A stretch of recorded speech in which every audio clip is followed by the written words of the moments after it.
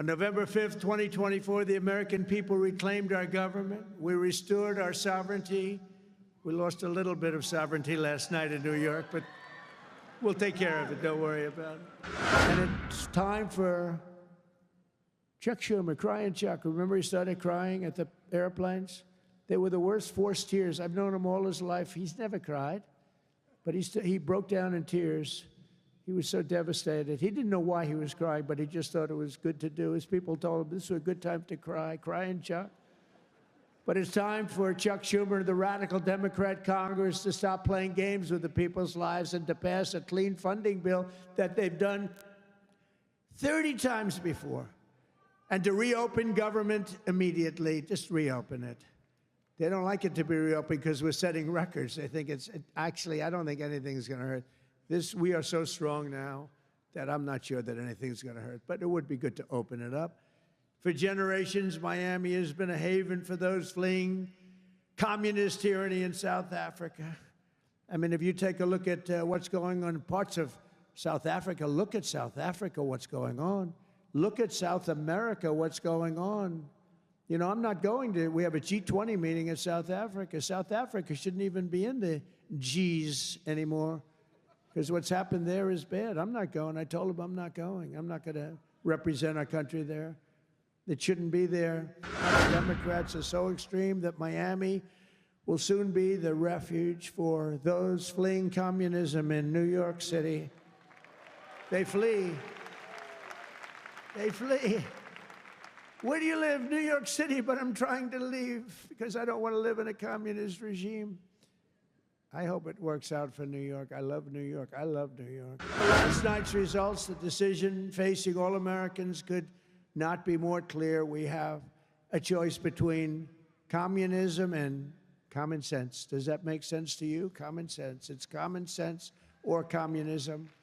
We're blowing them up, linked to the Maduro regime in Venezuela and others. Look, it's not just Venezuela. But a lot of things are coming in. Look, Venezuela emptied their prisons into our country. Nobody wants that. They emptied their prisons into our country. We're liberating our cities from the scourge of violent crime, making our country safe and beautiful again. What a nice group. And I love Miami. I love to be with the people. Many of you are not from Miami, but that's okay too. And I'm thrilled to be back in magnificent Florida, Miami, Florida, with thousands of incredible business leaders and true American patriots. That's what you are. We're gathered today on the one-year anniversary of the single most consequential election victory. They say, this is them, this isn't me. I'm a very modest person. I would never say this. The single most consequential election victory in American history. It's possible. I mean, it's possible. We've done a lot. On November 5th, 2024, the American people reclaimed our government. We restored our sovereignty. We lost a little bit of sovereignty last night in New York, but we'll take care of it. Don't worry about it. We rescued our economy, regained our liberty, and together we saved our country. On that magnificent night, 365 days ago, you know, I was with a group of very important people, and they say, think of it, last week, just last week, 6 days ago, 7 days ago, they said, you were campaigning 1 year ago. I said, no, it felt like I've been in this position for so long. And it's right. At that point, 1 year ago, I was actually campaigning. We did the McDonald's shot. Remember the McDonald's shot? We did the garbage truck shot. And actually, the McDonald's one was the biggest hit in the history of Google. Can you believe that? Number one, the garbage truck did well, but not as well. I guess there's something about McDonald's, right? But it worked, and we won a tremendous election. We won all 7 swing states. We won the great state of Florida, by the way, by 1.4 million votes, which is unprecedented. Biggest victory ever in Florida, including an 11-point victory right here in a place called Miami-Dade County. We won the popular vote for the first time of any Republican in many decades. We won the Electoral College 312 to 226. And we won 86% of the counties in America. That's a big one. 2,700 to 525. I'd say that's called a landslide, right? We got more votes from African Americans than any Republican candidate in history. We also won a record share of votes from the incredible Hispanic American community. There might be a couple of us, right? Biggest vote in history. And above all, we won a resounding mandate to make America great again, which is what we're doing. And every day since, I've been fighting to turn the promise made into the ultimate promise kept. We're going to do our job. We have a big job to do. We've done really well. I think it's the best 9 months, they say, of any president. And I really believe that if we can have a few more 9 months like this, you'd be very happy. You'd be very satisfied. But it's been pretty incredible, with trillions and trillions of dollars being poured back into our country by other countries and other places and people. 1 year ago, we were a dead country. Now we're a country that's considered the hottest country anywhere in the world. It's the hottest country. We are now in the hottest country anywhere in the world. And I'm pleased to report that today the United States has the strongest economy, the strongest borders, the strongest military, the strongest friendships, and the strongest spirit of any nation anywhere. We have the greatest economy right now. A lot of people don't see that. But if you look at what's happening with all the factories, AI, auto plants all over the country being built, that if you would have thought about that 2 or 3 years ago, you would have said it was the opposite. They were all leaving. Now they're all coming in. They're all coming back and then some. And I think that we can honestly say, and I think you're going to see it even more so over the next 12 months, that this is the golden age of America. This is the golden age. In the prior 4 years, crooked Joe Biden oversaw less than $1 trillion of new investment in the United States. So in 4 years, less than, think of it, less than 1 trillion. That was not doing too good. In 9 months, I've secured commitments of over $18 trillion, and we're going to have $21 trillion within the first year. So Sleepy Joe did, think of that. In 4 years, he did less than $1 trillion. We're going to have $21 trillion in 1 year. I would say it's slightly better. Slightly, just a little bit better. The stock market is set 40-time all-time record highs, and just recently, record high, record high, record high. All of them, all of the different exchanges. GDP growth in the second quarter was an amazing, almost 4%. And as you know, they said, oh, it'll be 2% or 1%. And it's been really helped a lot by the tariffs. It's been really helped incredibly, because this is really a transition period. We went from a horrible, failed country to a tremendous success. It's a transition, and yet we did almost 4%, triple and even quadruple almost every other country anywhere in the world. Think of that.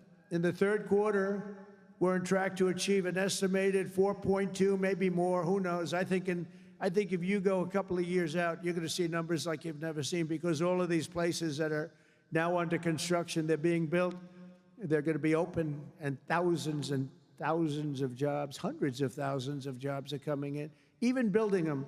But when they open, that's when you're really going to see the numbers. We're building some of the biggest buildings ever built anywhere in the world. The AI buildings, you know, they can cover, they show displays of them. They can cover the island of Manhattan. They're so big. They literally can cover the island of Manhattan. In 9 months, we've lifted over 600,000 Americans off of food stamps, which is a record. 1.9 million more American-born workers are employed today. Think of that. Almost 2 million American-born workers are employed today, more than when I took office. That's 9 months ago. Can you imagine that?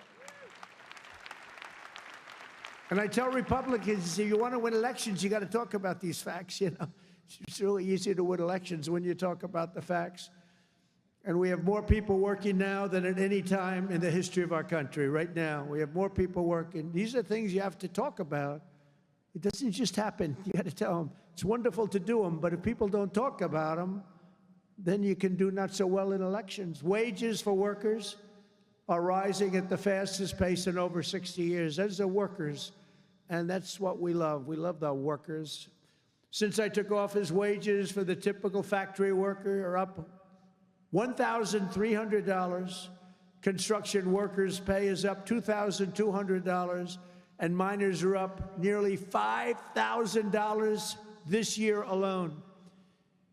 And that's good because it's not, such an extra cost to the company. It really isn't. Somebody would say, oh, what's going to cost more? The fact is that they're doing such business like they've never done. You're going to start seeing numbers coming out very soon that are going to blow your mind. Under Biden, we had the worst inflation in modern history. We had inflation that was so bad, costing the typical family about $33,000 over a period of time. Their policies send food prices up 23. They come in, when I first came in, I was in for 3 days, and one of the fake news members, they're all back there. That's a lot of press. Fake news. They said, egg prices are through the roof. I was there for 3 days, and this maniac, this lunatic person, happened to be a woman. Sir, what are you going to do about egg prices? And they had gone up like 4 or 5 times. I said, well, you just told me it has a problem. And people weren't buying Easter eggs. You believe it? I said, we're buying Easter eggs for the White House, for the egg hunt, the famous egg hunt. But within a couple of months, we got them down. We have a great Department of Agriculture headed by Brooke Rollins, and we did a great job, and we got them down to the level they originally were a long time ago. And we have that in just about everything. And if we don't have it, we get them down. Their policies sent food prices soaring 23%, the Biden policies. And it wasn't him. It was the people surrounding him around the desk. He didn't know what the hell he was doing. Biden. How the hell did that happen? Well, I know how it happened. A rigged election. That's how it happened. Think of the damage done. Although I must tell you, but this is a much more powerful term. I mean, this is a much better term. In one way, it's bad to see how bad people... You're going to see the same thing in New York, by the way. You watch what happens in New York. Terrible. But you're going to see that same thing. And I hope it doesn't happen, but you're going to see it. Gas prices are surging to $5 a gallon, even higher, and mortgage rates skyrocketed by 152%. But under the Trump administration, all of that is changing. Prices are coming down very fast, and we're bringing them back to the beautiful part where you can have, and you can truly say, we're talking about the American dream again. You didn't used to hear that term. You heard it during my 4 years, and then it disappeared. Now you're hearing it again more than ever. Because we had the most successful economy in the history of our country during my first 4 years. We rebuilt the economy, cut the biggest tax cut in history. We had the biggest tax cut in history, the biggest regulation cut in history. That's why we had the great economy. And now the only difference is we're doing better this time. Actually, we're going to have a bigger, better, stronger economy than the first 4 years. And that was the most successful economy in history. Gasoline prices have plummeted to the lowest in 2 decades, and we're going to soon see $2 gasoline. Think of that, $2 a gallon. It was up to $4.50, $5. And when you get gasoline and you get oil and gas down, it's so big, it's so massive, the importance of it, that everything else starts to follow. And that's what's happening. Grocery prices are way down, and Walmart just announced that the cost of their standard Thanksgiving meal, this is the greatest. They're greatest, they're wonderful. They come out every year with how much does a Thanksgiving meal cost compared to last year, right? And it always goes up, up, up. It's 40%, 30% more. Is 25% lower than 1 year ago. Isn't that great? That's a big deal, Rima. That's a big deal. I don't know if they care about that in Saudi Arabia, but here it means a lot. We got the princess here from Saudi Arabia. She's got a lot of cash. Serious cash, and she's a great person. So she doesn't care about the price of a turkey is down a little bit. She doesn't have to worry about it. Since March, the price of eggs is down 85%. Energy prices are down, interest rates are down, despite the fact that we have a total nincompoop at the Federal Reserve. It was recommended by one of my real great people, who I'd never spoke to again.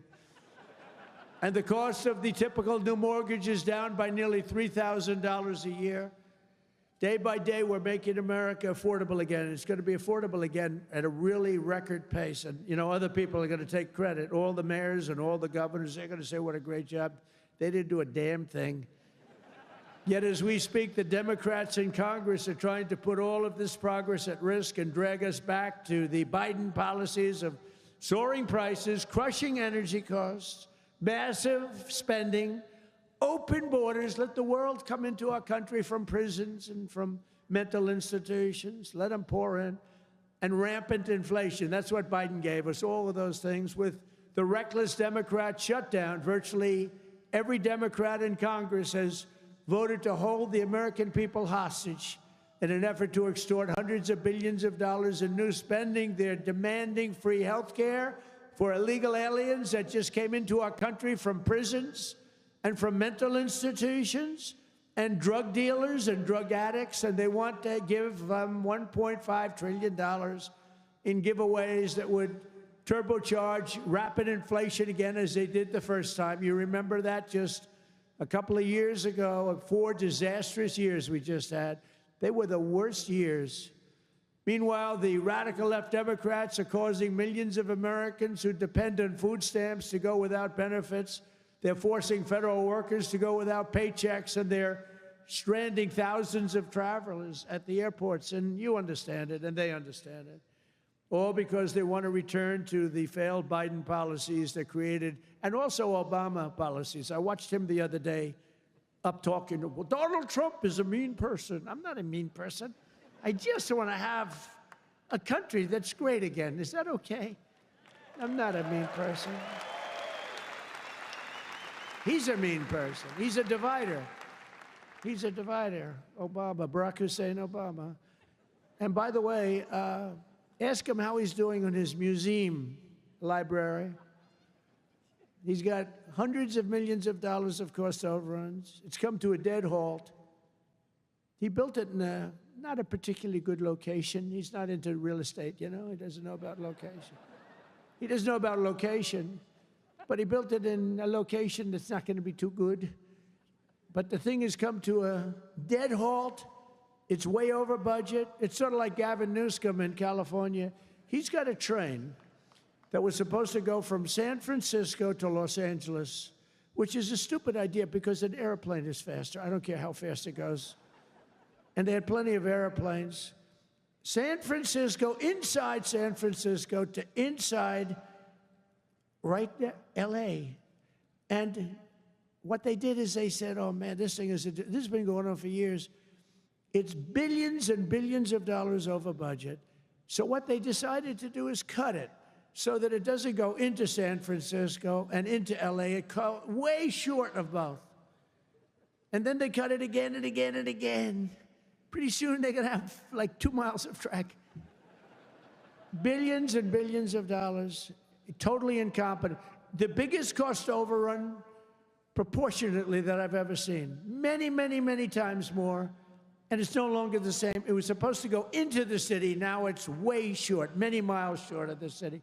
So they're going to drop you off and you can walk the rest of the way.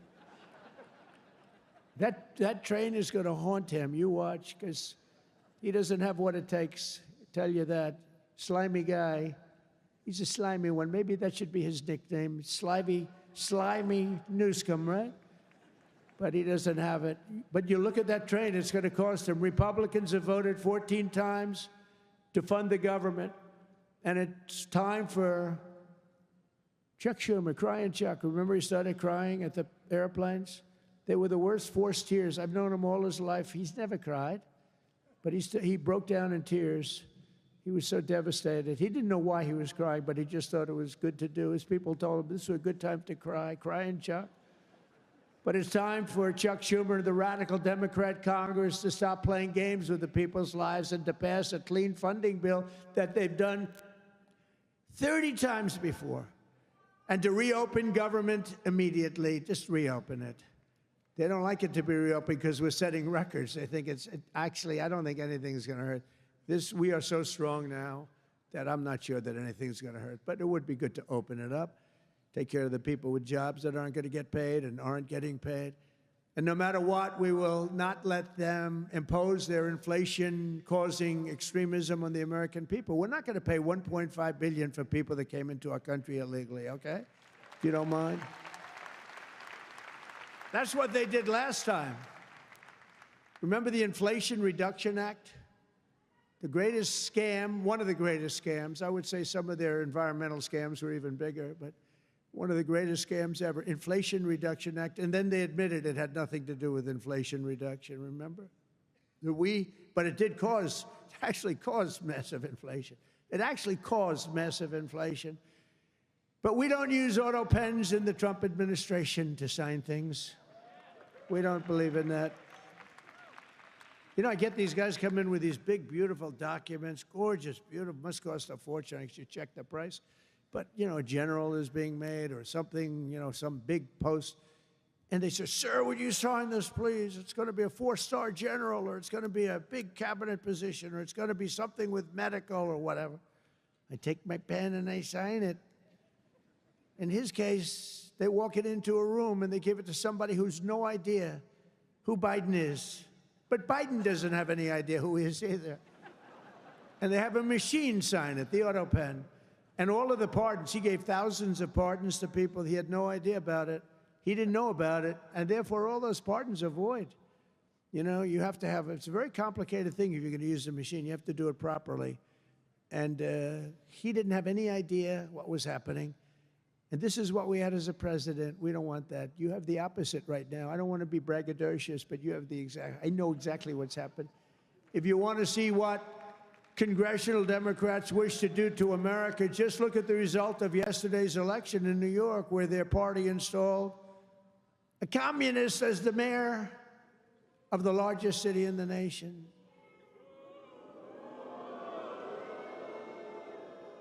Remember, I've said we will never have a socialist elected to any post in our country. I used to say that, and I was right.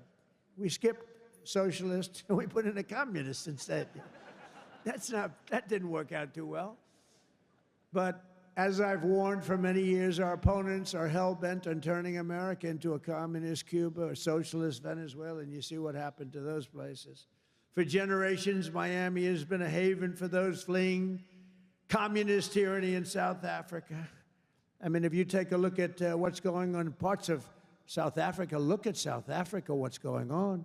Look at South America, what's going on. You know, I'm not going to, we have a G20 meeting in South Africa. South Africa shouldn't even be in the Gs anymore, because what's happened there is bad. I'm not going. I told them I'm not going. I'm not going to represent our country there. It shouldn't be there. Take a look at what's happening in different parts of South America. Take a look at what's happening in different parts of the world. But now the Democrats are so extreme that Miami will soon be the refuge for those fleeing communism in New York City. They flee. They flee. Where do you live? New York City, but I'm trying to leave because I don't want to live in a communist regime. I hope it works out for New York. I love New York. I love New York. When I left New York for the White House, it was good, except we had, you know, the telltale signs of trouble because we had a guy named de Blasio. Do you ever hear of him as mayor? He goes down as probably the worst mayor in history. Then he went to Harvard to teach government. Do you believe it? They took de Blasio, and they took that mayor from Chicago, the woman, the one that gets her hair done very expensively, right? Beautiful hair. She got beautiful, luxuriant hair. And they took her, and she's teaching at Harvard. They're teaching government. And then you hear about Harvard. We're trying to work a settlement with Harvard right now for about, like, a lot of money. I won't tell you what, but you'll be reading about it pretty soon. Because what they've done to Jewish people and what they've done to others is pretty bad, I'll tell you. It's pretty bad. Going to cost them a lot of money. After last night's results, the decision facing all Americans could not be more clear. We have a choice between communism and common sense. Does that make sense to you? Common sense. It's common sense or communism. And, you know, you take a look back 1,000 years, it hasn't worked. If it worked, we'd be using it, I guess, but it hasn't worked. Our opponents are offering an economic nightmare. We're delivering an economic miracle. We have delivered in 9 months, this is the biggest investment of funds in a country in history by many times. That's good. They want higher spending for government and illegal aliens. We want bigger paychecks for American workers and American families, and that's what we're delivering. You see that. They stand for crime and chaos and corruption. We stand for law and order and justice. Also, strong borders. Boy, do we have strong borders. They put America last. We put America first. We put America first. And as long as I'm in the White House, the United States is not going communist in any way, shape, or form. We'll stop it. We're going to stop it. Stop this nonsense. You know, I said they were voting last night. You could have a communist or a thug. A communist, and they took the communist, you know. It's pretty amazing. We could have done a little better in terms of candidates. From day one of my administration, I've been fighting every single day to turn around the catastrophe we inherited to make America the best place on the planet Earth to do business, and that's what it is. Right now, we're the #1 place. I'm getting plants approved in 2 weeks. It used to take 20 years before they got rejected. You'd have young people start off. Their whole business was getting a certain plant accepted. 22 years later, they're ready to retire, and they haven't gotten it. And then they go to a vote, and they get rejected after 22. They wasted a whole life looking for an acceptance. We do it in 2 weeks. We make sure it's good. We make sure it's great and proper, environmentally sound. Takes 2 weeks. My goal is to have the best tax rates, the lowest energy cost, the lowest regulatory burden, the most advanced technology, and the fairest trade deals anywhere in the world. You know, we're leading China. We're leading everybody by a lot in AI. And this was my idea, so I'm very proud of it. I said, build your own electric. People would come. We need more electric grid, sir. The electric grid's 200 years old. We need more electric grid. It's old. The electricity that the AI plants need alone is double the entire electricity that we have in the country right now. Can you believe it? So I had this idea. I said, we can't fix the old grid that much. We'll fix it up. We'll keep it going. A little Band-Aid here, a little Band-Aid there. It's old. And I said, here's what we're going to do.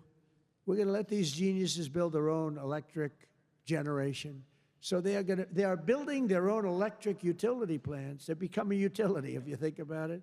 They're building the utility and the electric right alongside. This is where they have their transformers and everything. They're building the most expensive electric plants you've ever seen, generating plants, some by nuclear, some by oil and gas, some by coal as a substitute.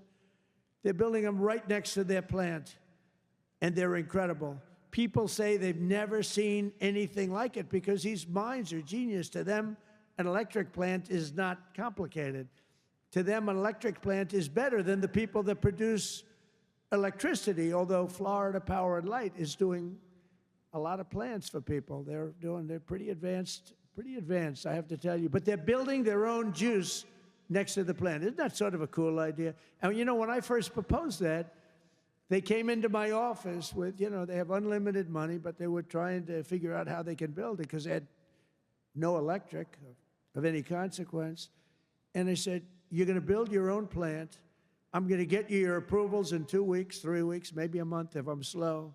We have a great man, Lee Zeldin, in charge of the environment. He's incredible. And he's tough, too. He's very tough. But they have their approval in 2-3 weeks. You know, they're dealing with the best experts in the world. They know what they're doing. It's amazing when you see some of the stuff come in, designed by guys with 190 IQs, and then you have an inspector who's not quite as smart as that, inspecting it to see whether or not it's okay, and he has no idea what he's looking at. No idea. But I said, you're designing your own electric plant, and they didn't believe it. They come in 2 weeks later, they say, the biggest problem is electric. I said, you can design your own plant, and we're going to have your approvals within 2 to 4 weeks. And they said, he's really serious about it. They thought I was kidding. It was so good. They couldn't believe it. They'd leave and they couldn't believe it. It took me 2 or 3 times to say it. Yeah, they're designing their own electric plants, and it's unbelievable. And then they're going to sell their excess electricity back into the grid. So we benefit in that way, too. In July, I proudly signed into law the largest tax cuts in American history. Now, that's the second time. I did it the first time, but these are even larger, the great, big, beautiful bill. And that includes no tax on tips, no tax on overtime, no tax on Social Security for our great seniors, no tax on Social Security. I wonder which is the most popular of the no tax on tips. You know, I was in Nevada, in my building in Las Vegas, and I had this beautiful young waitress come up to me. I never talk about beauty anymore because politically, if you mention somebody's beautiful, that's the end of your political career. So I don't mention that she was beautiful, but she was beautiful. And she came up and I said, "How you doing?" "Oh, sir, I'm not doing well. The government is horrible on tips." I said, "Really? How do they tax? They tax tips? They tax us and they go after us. I've never seen anything like it. It's made my life miserable." "Sir, there should be no tax on tips." She said to me, "No tax on tips." I said, "Say it again." She said, "Sir, there should be no tax on tips." So we had a lot of the fake news waiting for me outside of the restaurant. So I went out, I said, "Ladies and gentlemen, I have an announcement to make. There will be no tax on tips." That's how it all started. And I won Nevada. I won Nevada. Because, you know, in Nevada, every job is basically, you know, you're a waitress or you're working in a hotel. No, that's how it started. So it was amazing. We won Nevada easily, which is usually not a stronghold for Republicans, but it's become a stronghold. So I want to thank the waitress. She did a great job. But when she said those words, "Sir, there should be no tax on tips," it's amazing. Somebody else would hire a consultant, pay them millions and millions of dollars. They'll come back and they'll say, "Sir, I think you should absolutely tax tips," and you'll lose the election.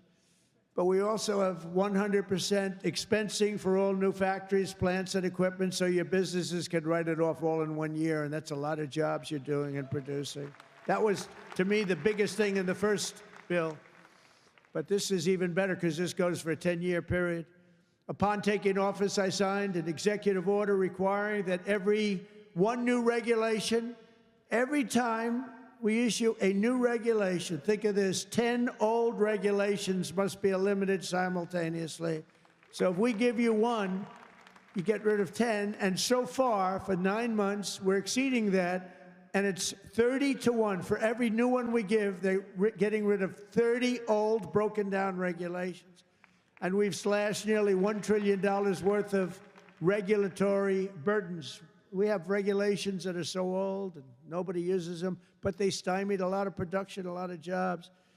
And I did it the first time, and we had the largest regulation cuts in history, and now we're exceeding it this time. So it's big. It's one of the reasons we did so well then, and I think it's one of the reasons we're doing so well now. Again, we have to talk about it, because if we don't talk about it, nobody else, the fake news, is not going to talk about it. And we have streamlined permitting for the new energy and mining projects. What used to take decades now takes 28 days. And on day one, I signed an executive order to unleash American energy and officially terminate the Green New Scam. Has anyone ever heard of the Green New Scam? Remember the old thing, global warming, and then it would be too cool? And then they said global cool. They didn't know what the hell to say. So they came up with the greatest, climate change. No matter what, if it goes up, if it goes down, climate change. They're very, very smart people, but not smart for us. They're smart for them. But my policy was very simple. Drill, baby, drill. We're drilling like crazy right now. And to curb inflation, we've slashed the size of government for the first time in years, and we're waging total war on waste, fraud, and abuse like we've never done before. Since January, 100,000 bureaucrats have left the federal payroll. Government spending is down 2.5% this quarter compared to 1 year ago. Think of that. And in stark contrast to last administration, 100% of all new jobs created in America under my administration have been created in the private sector. 100% of the jobs have come from the private sector. Otherwise, you don't have a country. I mean, I love government workers, but if you have all government workers, you don't have a country, do you? At the same time, my tariffs are bringing in hundreds of billions of dollars and are helping slash the deficit this year by more than 50%. Did you see the numbers? We're going to be down 50%, anywhere from 25 to 50, but closer to 50%. Who would think that one? Those are big numbers. Now, take that out 2 or 3 years to embrace a vital industry here in Miami.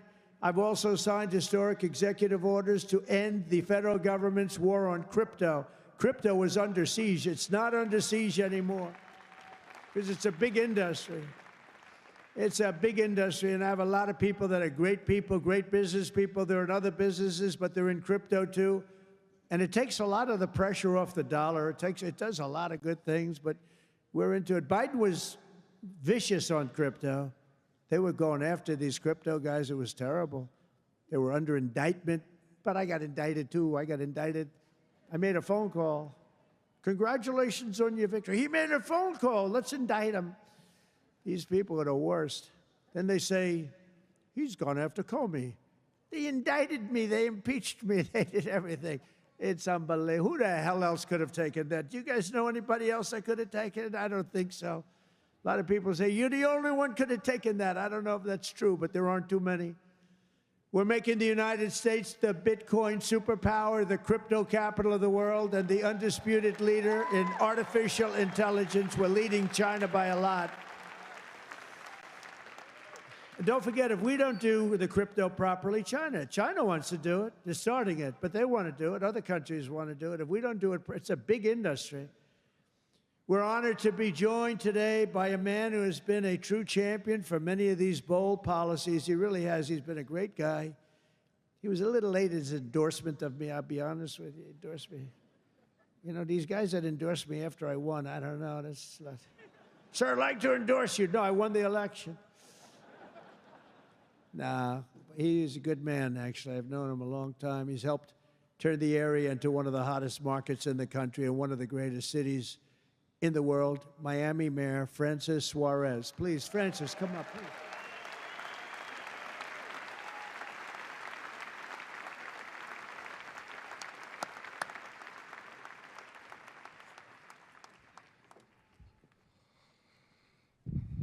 You're never gonna let me forget that one, huh? Thank you, my brother. Thank you, Mr. President. Just a little shorter than you were. Oh, it's truly a great honor to be here with you this afternoon and to have you here once again in the great city of Miami. Your leadership and your vision have shaped not only our nation, but also the future of our city. Miami's success today is rooted in the values that are deeply American: opportunity, freedom, safety, and innovation. These are values that you have championed with conviction, and they are the same values that have made Miami a symbol of what's possible.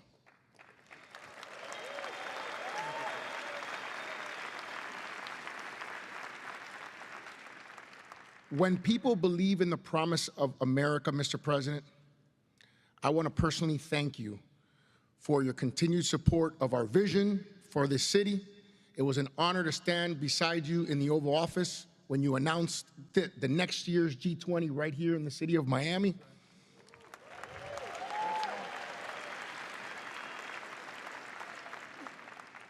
Thank you for choosing our city to host what is perhaps the most important and consequential gathering of leaders from around the world. Miami has come a long way, and we will rise to the occasion, Mr. President. On behalf of the people of Miami, it is my privilege and honor here, on behalf of my wife, the America Business Forum, Nacho, Sergio, and everyone, to give you like real estate, right? I do. Yeah. This is a key that opens some really nice presidential library real estate. Wow.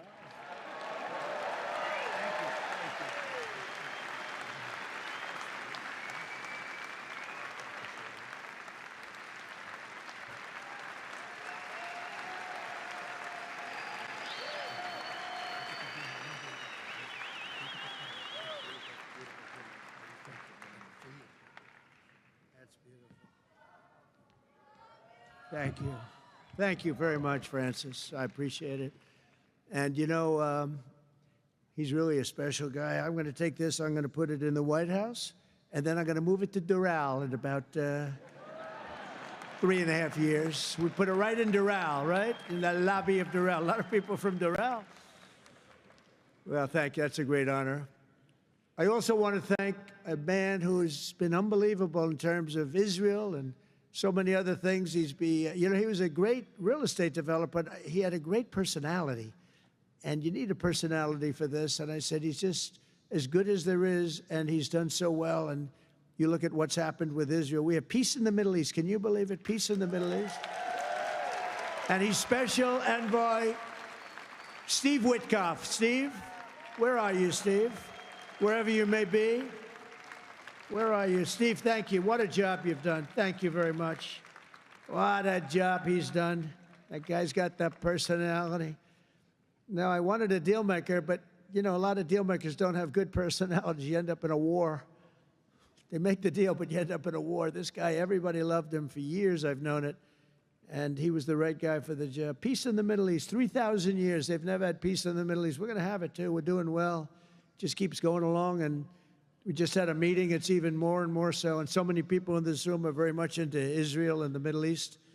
And it's been amazing what we've been able to do. And you've done such a big part of it, along with a very special young genius named Jared Kushner, who helped you so much.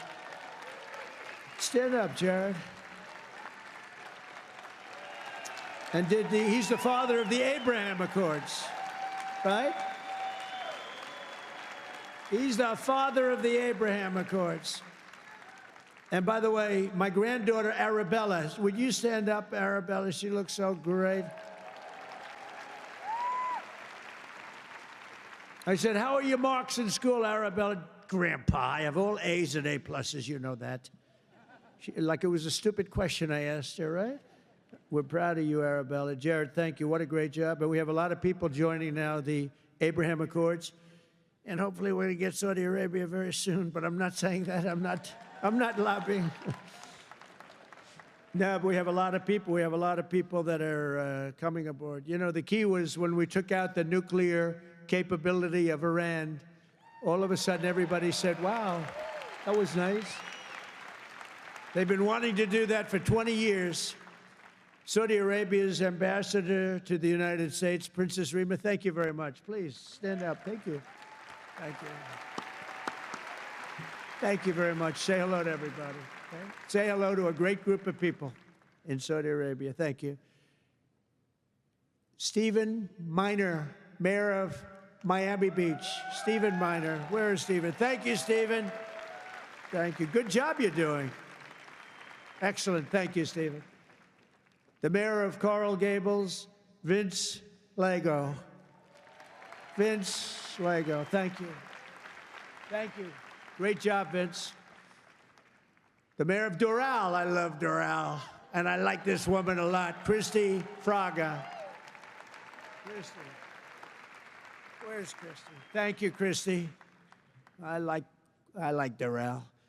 We also have commissioners Damian Pardo, Laura Dominguez, Ralph Rosado, Miami-Dade Supervisor of Elections, Alina Garcia, the president of FIFA, Gianni Infantino. FIFA, where's Johnny? Whoa, Johnny, my boy. I didn't know he was going to be here. He's big stuff.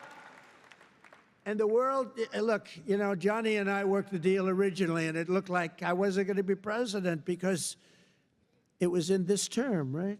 So when they rigged the election, I said, oh, man, I have to run again because I want to be president when they have the World Cup, right? And look what happens, Johnny. I'm president when we have the World Cup. It wasn't supposed to be that way. But I can only tell you that the tickets are selling at numbers and record like they've never sold ever before. I heard you just told me that they're doing record business, right? The way you had the World Cup coming, think of it, we have the World Cup coming, we have 250 coming, and we have the Olympics. 250 is 250 years of age. And we have UFC at the White House, by the way, on June 14th. That's going to be at the White House. That's going to be a tough ticket.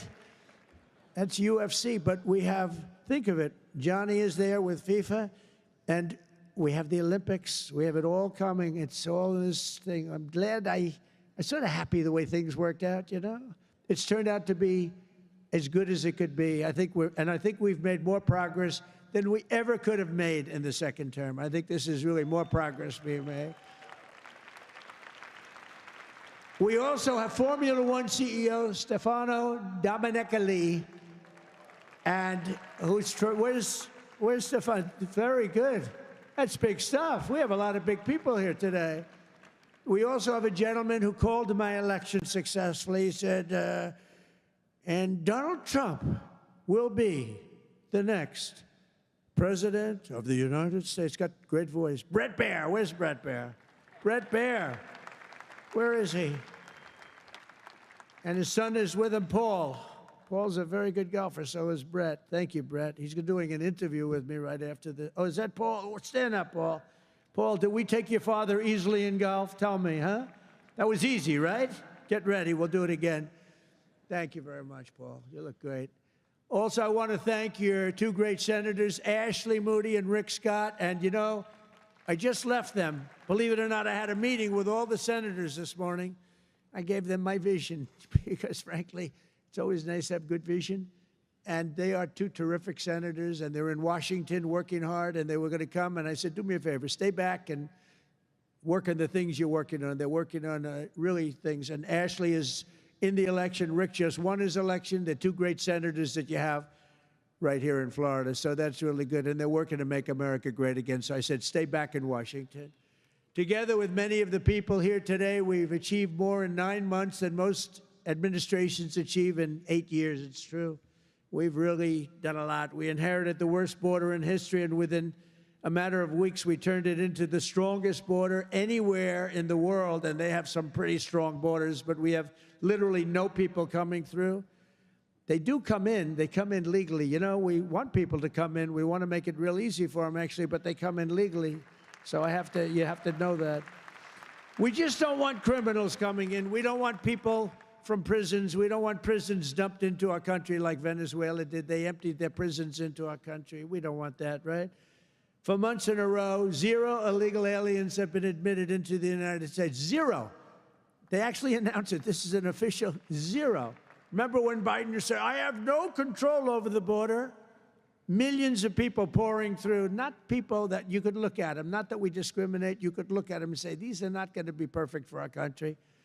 They were rough people that they let in. They had 11,888 murderers, 50% of which murdered more than one people. We don't want them. We're getting a lot of them out. Hopefully, we're going to soon have all of them the hell out of here. Either out of here or we have to put them in jail because they're so dangerous. Some are so dangerous, we don't want to bring them out. We'll just make sure they never come back in. But this is what they were putting in our country, and it's a disgrace. On day one, I signed an executive order to designate the drug cartels as foreign terrorist organizations.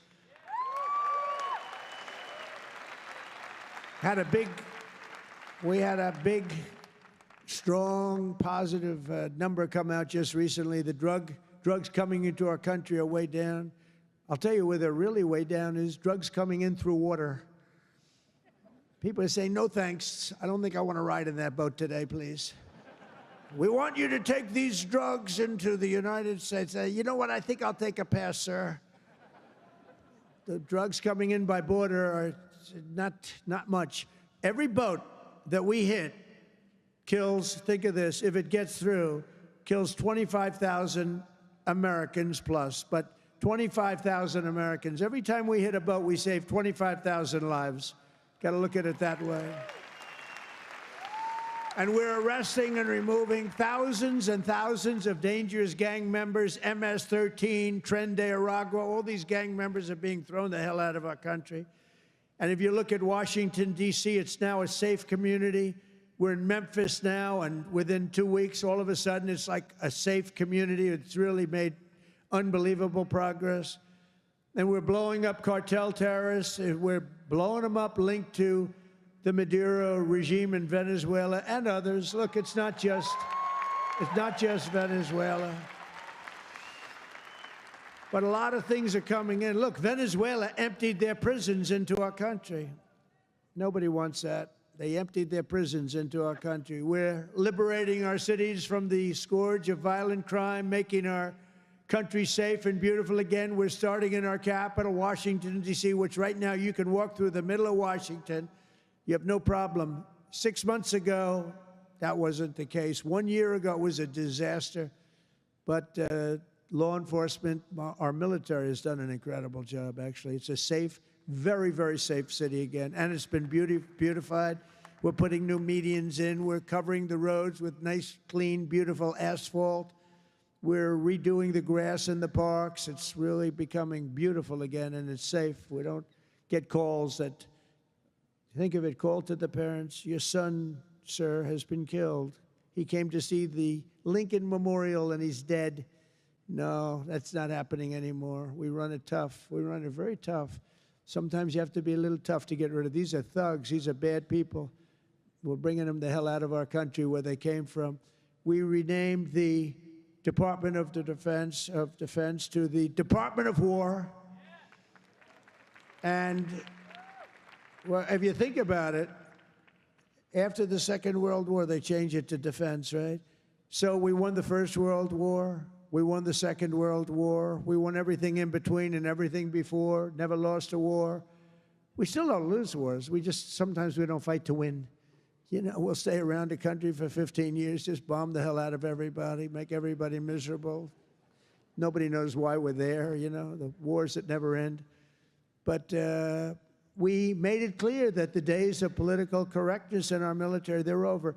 We don't want to get into wars. I rebuilt the military. We have the strongest military by far in the world. We make the best equipment, the best missiles, the best rockets, the best everything. We redid our nuclear. We're the #1 nuclear power, which I hate to admit because it's so horrible.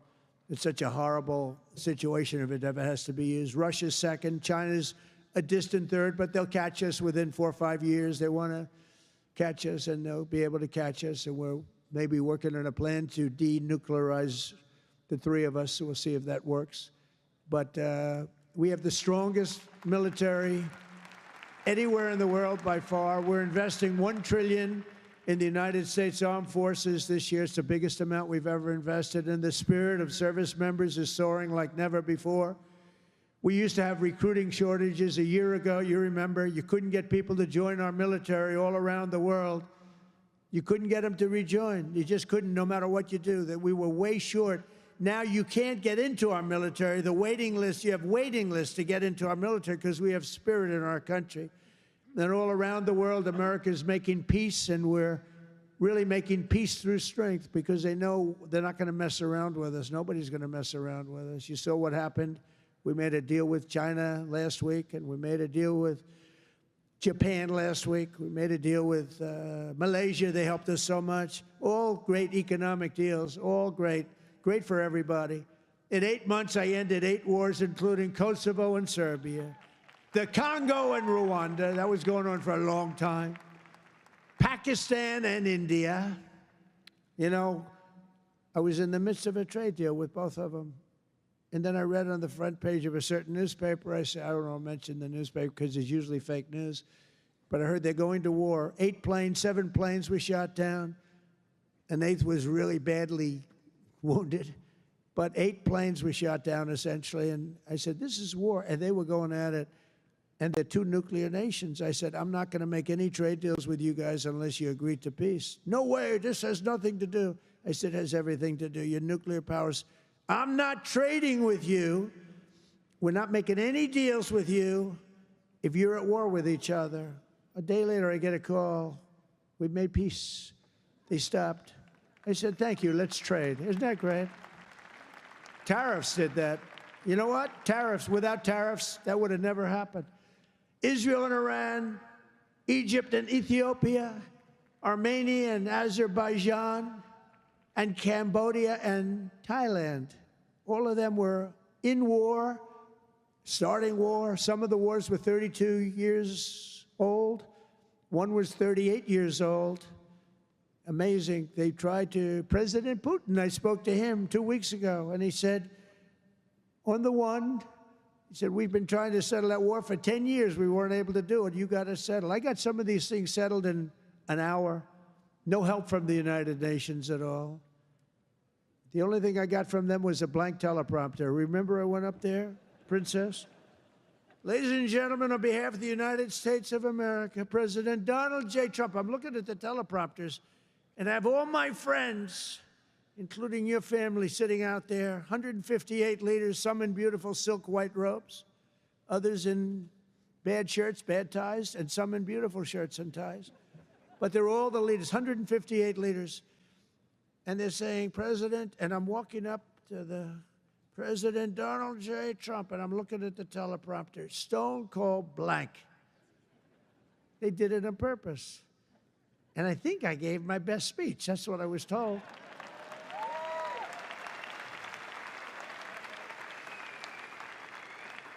But it still wasn't a great feeling. I'm walking up very slowly. You know, I'm 20 feet. I'm trying to walk slowly because I see it's not working. They're dead. They did it on purpose. But it worked out okay. Not great people. Most important of all, for 4 weeks ago, and this is very important, we brokered the historic peace deal that ended the war in Gaza. And it's a serious end, too. You know, I read a lot of people, oh, it's very tenuous. Jared and Steve, I don't think it's tenuous to you. I hope it isn't, because otherwise I'll have to cross it off. I'll have to say I only ended 7. But that was a tough one, right? That was a tough one. But there's nothing tenuous about it. It's a serious end. Gaza has been a disaster for so many years, and I think it's an end. I think you're going to see some tremendous things happening. We just had a meeting just before I got up, and some great things are happening. And with Israel and peace in the Middle East, it's amazing, actually, what they've done. And what you two guys have done have been incredible. True. On day 1 of my administration, I signed an executive order to slash federal funding for any school that pushes critical race theory or transgender insanity on our youth.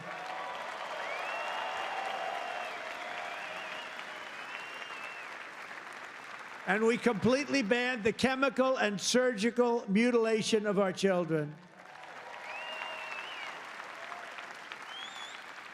Think of that. Can you imagine somebody 15 years ago saying we stopped the surgical mutilation of our children? We stopped the chemical mutilation of our children. Can you imagine that? They would have said, this guy's crazy. And now you're saying, thank you very much, because you know it's true. How about this one? We got men out of women's sports. It's over. It's over. Men out of women's sports. They had a race the other day, long distance, a super, I don't know what the hell, a race, one of these all-day races.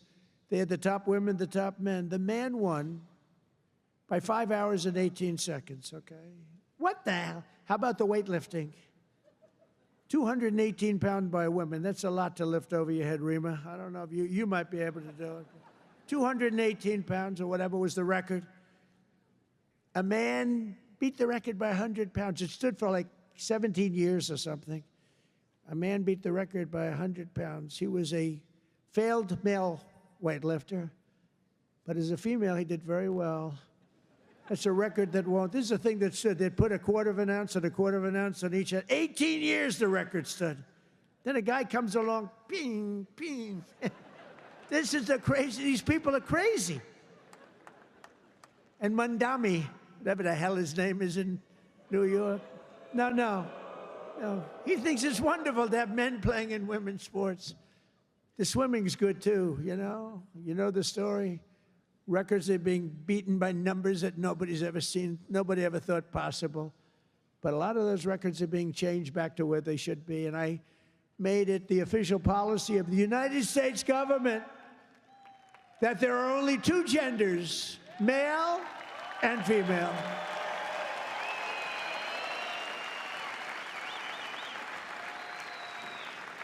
And we're restoring the name of a great president, William McKinley, to Mount McKinley, the beautiful Alaska mountain I renamed. Think of that. They took the name of McKinley. He was a great president. He was assassinated.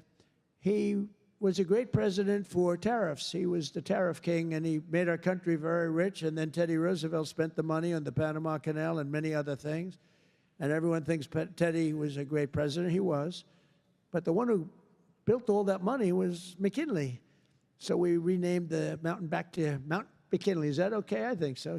You know, I'll tell you what, who's happy about that is the great state of Ohio. He was governor of Ohio and became president, did a great job, made the country very rich. He was killed. Mount McKinley was named, and then the name was taken off, and we put it back on. And I renamed the Gulf of Mexico to the Gulf of America. That was an easy one. That was an easy one, Johnny. That was easy. You know, look, we have 92% of the shore. I used to say when I was a child, I'd say, how come it's called the Gulf of Mexico? It's mostly America. You know, all the way, it wraps around Florida, all the way up. It's 92% of the shoreline. I said, I think to me it's the Gulf of America. Little did I know I'd have the chance to do it. I did it very quickly. For years, our country was run by radical scoundrels and far-left bureaucrats who created one catastrophe after another, wrecking our economy, erasing our borders, and surrendering America's power and standing all over the world. But after just 1 year since that glorious election, I'm thrilled to say that America is back. America is back. Bigger, better, stronger than ever. And in conclusion, jobs are returning, businesses are booming, and America is respected again, perhaps like never before. Our country is respected again like never. They were laughing at our country. We had a guy who couldn't walk up a flight of stairs. Kept falling. It's very embarrassing. You know, at Air Force One, I go, sir, would you like the short stairs or the long? I say, give me the long every single time, please. The short ones, they call them the children's stairs. I don't want the children's stairs. Doesn't look so good coming out of the children's stairs. Now, if the weather's bad, it's okay, right? If you don't mind.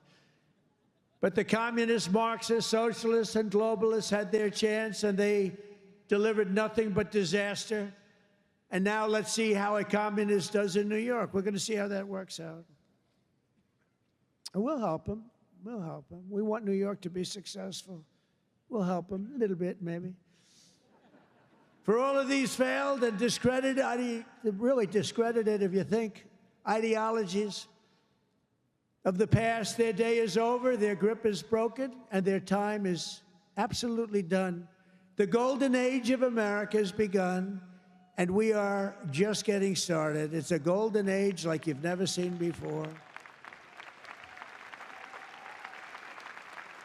From the steel mills of Pittsburgh to the oil wells of Houston, from the car plants of Detroit, and those car plants are pouring into our country, to the coal mines of West Virginia, those coal mines are opening up one after another. Clean, beautiful coal. You're not allowed to use the word coal unless you say, in my administration, unless you use 2 words before it. Clean and beautiful. Biden would say, unless you use 2 words before it, here you go, clean. He said, what happened to the other word? Remember those things? He'd say 3 words and mean 2. But the West Virginia mines are doing unbelievable now. Wyoming is doing unbelievable. It's clean, beautiful coal. And from the bright lights of Las Vegas to right here in beautiful Miami, America is proud. America is confident. America is growing and successful. America is a great nation again. We're a great nation again. It's happened faster than I thought. I'll be honest again. We're respected by everybody. We are really, you see the way I get treated. I get treated that way. I guess a little has to do with me, but a lot has to do with the fact that I'm representing this country. America is respected again. America is a great nation again. The American dream is surging back to life, and we will never let the American dream die. Together we will make our country stronger, richer, safer, freer, and greater than ever before. And every day my administration will fight, fight, fight, and America will win, win, win. I want to thank you, Miami. I want to thank you, Mr. Mayor. I want to thank everybody for being here. God bless you, and God bless America. Thank you very much. Thank you, everybody. Thank you.